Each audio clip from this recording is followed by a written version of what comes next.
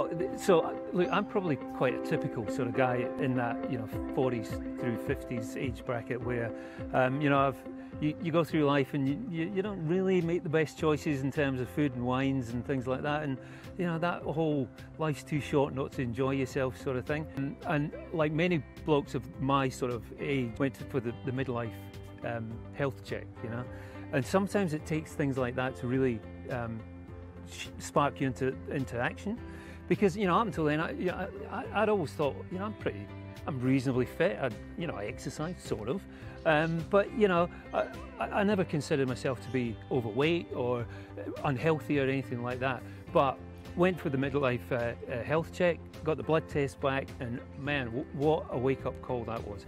All of a sudden, it's the whole idea of life's too short not to enjoy yourself.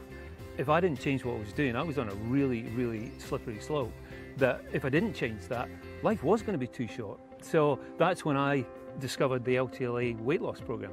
And fast forward 3 months on that program, 15 kilos later, went back and got the test done again.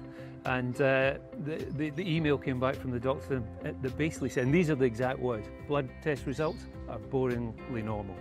So 3 months, 15 kilos, and I went from really dangerous position to things were pretty cool.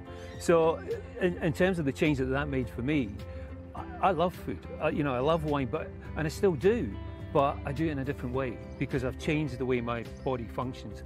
So, and it's not just the weight loss. You feel so much better in yourself. It brings a degree of confidence and self-belief, but just the energy you've got.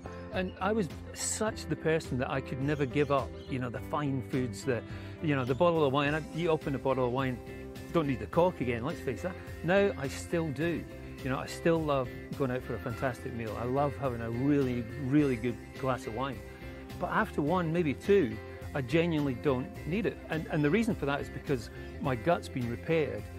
I don't have the sugary cravings that I did before. You absolutely can still enjoy all those finer things that you think you can never live without. And that was one thing I was worried that, I don't have much willpower, and I didn't think I was going to be able to stick to this.